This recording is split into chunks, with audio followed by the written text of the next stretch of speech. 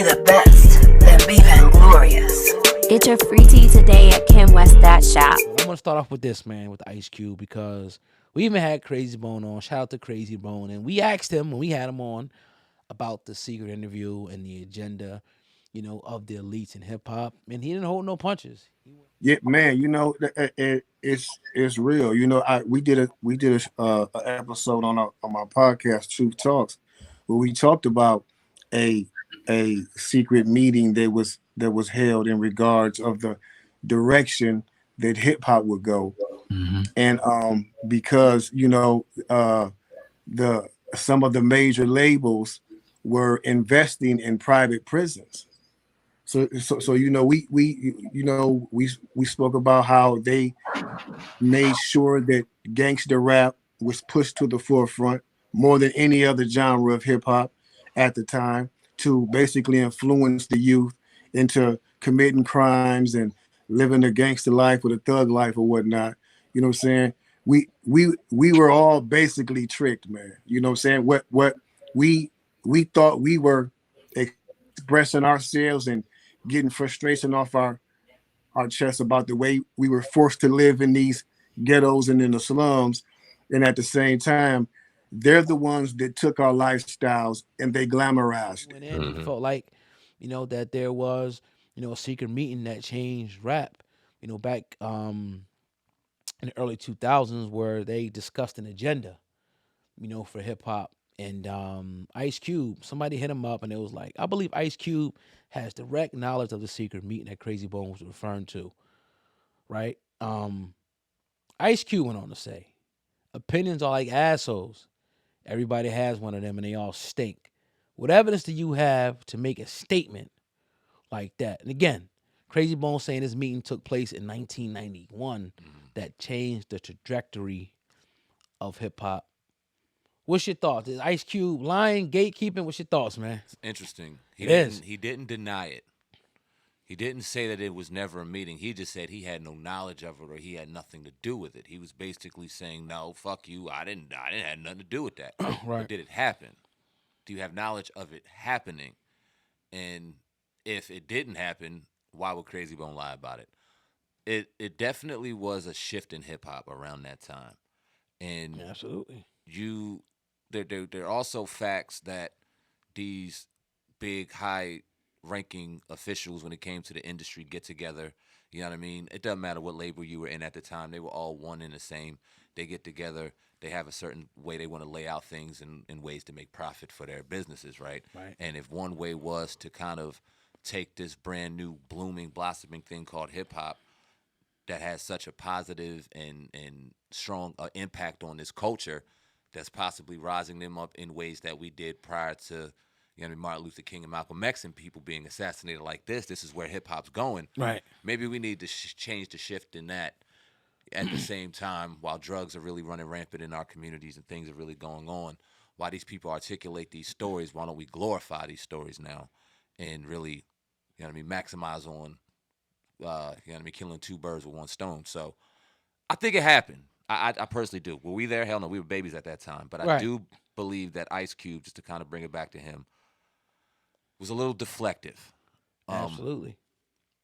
And I would love for him to elaborate. I'm not saying he's lying, and that's why interviews are so dope and so important, because that allows room for elaboration and rooms for questions to come in and kind of expound more on that topic. But I'm done talking, man. Do you think? Yeah, see, I think you broke it down perfect. I was going to say kind of the same thing, but I put it in my way. Let's look at, when NWA first came out, songs like Straight Outta Compton, Express Yourself, F the Police. Right after those songs came out, and like you said, in my opinion, I felt like, I don't know if then they knew, but they realized that when this type of music came out, that it was able to move people and even cause an uprising and people to go against the status quo and go against the establishment. Mm-hmm. You know what I mean? That they profit off of. And it's funny how Ice Cube and particularly went from this message of liberation, F the police, the oppression, to the kind of the gangster thing. That's fun. That happened. That's a part of history. That can't be denied. Yeah. But like you said, it would be great to ask him why that transaction took place. Was it pressure? Because again, when these songs came out, F the Police, express yourself. The FBI, political, organizations, the government, it was a lot of backlash, and the police, it was backlash at the point. They ain't just sit back and say, "Oh, this is great." They didn't like it.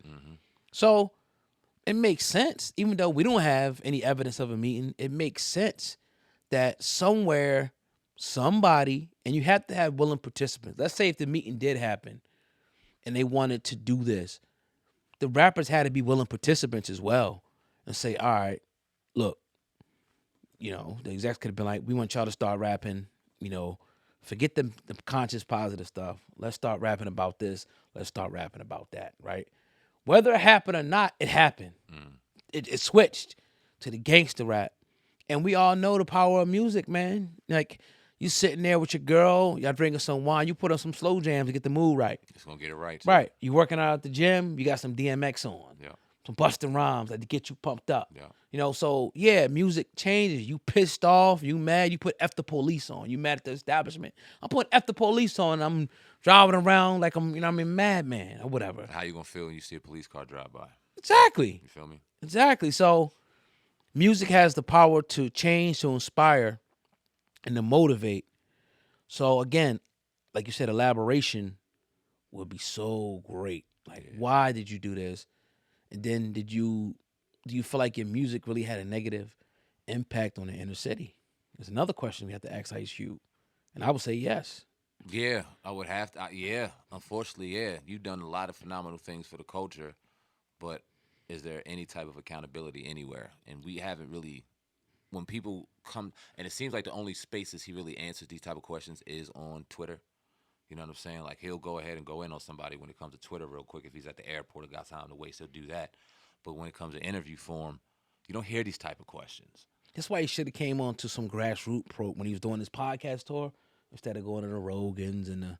But yeah, go ahead and finish. The podcast tour, that's funny. Yeah. Nah, you go ahead and finish, bro. That's funny. Yeah, I mean, that's all I really had to say, man. I just felt like, I would like to have seen him going to somebody a little bit more closer to the culture. Yeah, word. Like Mos Def was saying yesterday, like he was saying, like, Drake,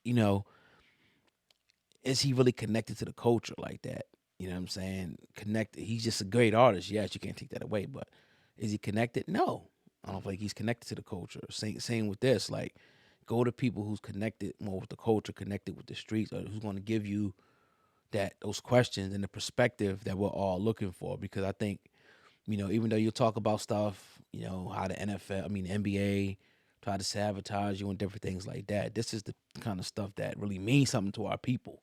These type of topics when we talk about hip hop and how it changed. And I think Ice Cube genuinely cares about our people. Absolutely. I think that Absolutely. that feeling is genuine. And I think a level of conversation like that would hold appreciation to Ice Cube. He would appreciate that type of conversation because you don't typically get those answers and those questions. And the brother has done everything. He's been in the movies. He's been in the music. He's been in the business. He is a success story when it comes to when you look at hip hop and we look at the couple of the originators that came out as artists and have blossomed into business global icons. He's one of them. Right. You know what I mean? You got Jay-Z, you got 50, you got Dre, you got Ye, you got Absolutely. Q. You know what I mean? Master P. You know what I mean? So definitely. But I would love to hear that conversation. But yeah, that for sure. Great topic. Yeah, and I would like to hear them go back and forth about it. Krayzie Bone and Ice Cube too. Yeah. I mean, Krayzie Bone's the one who said this. Yeah. Calling Krayzie Bone a liar. Right. You know what I mean? Like, you think Krayzie Bone is making this shit up? Right. And that's another Why? thing. So why? Why? And I that's another thing. And I think he was very candid with us when Krayzie Bone came on. So Glad to yeah, see he's doing well too. yeah, he definitely looked like he's back to 100%. That's see that. great news, man. Word. That's great news. But a great topic. We're gonna get y'all the real stuff in here, and we can't wait to hear you guys and girls, your feedback on this because a lot of you were probably around. You're probably born in the 70s and whatnot, so you probably give us a better perspective because we were born in the mid 80s. You know what I mean? So Right. definitely. Indeed.